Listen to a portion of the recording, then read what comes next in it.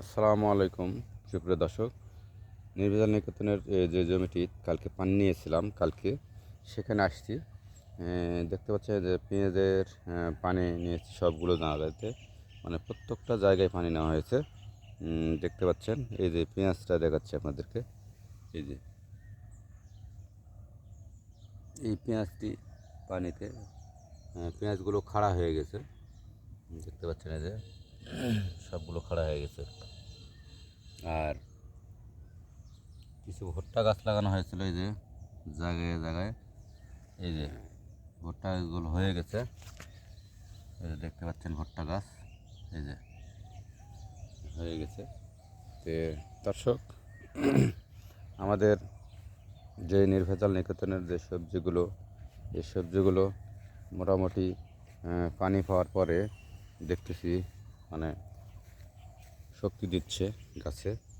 এই যে বেগুনের গাছ, এই বেগুনের গাছগুলো শক্তি দিচ্ছে। আর এই যে বেজুর কালাই,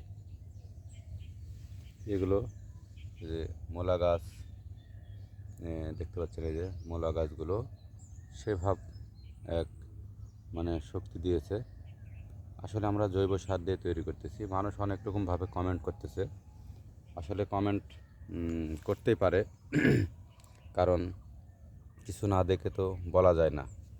তে দর্শক, আমাদের সাথে থাকবেন, ভালো থাকবেন, সুস্থ থাকবেন। আমাদের সব কিছুই কিন্তু এখানে সেভাবে দেখাচ্ছে। আসলে আমরা এখানে কিছু কিছু জিনিস আমাদের বোঝার বিষয় আছে যে বাস্তবে কিছু না করে মানুষকে অনেক কিছু বলা যায়, আসলে বাস্তব কঠিন। এখানে আমরা যে বাস্তবতা পরিচয় দিচ্ছি, আসলে জৈব সার দিয়ে কাজ করাটা খুব একটা ট্রাফ ব্যাপার। এটা দেখলাম। আসলে আমাদের মানে গাছের মানে শক্তি খুব ধীরে ধীরে আসবে। তাতে কৃষক হয়তো ভাঙ্গে পড়বে। আসলে ভেঙে পড়ার কিছু নাই, আস্তে আস্তে হবে সব কিছু। দেখতে পাচ্ছেন যে সবুজ এগুলো গাছগুলো কিন্তু হয়ে গেছে। আসলে যত্ন পরিচর্যার উপর সব কিছু হবে। তো দর্শক, ভালো থাকবেন, সুস্থ থাকবেন। আল্লাহ হাফেজ।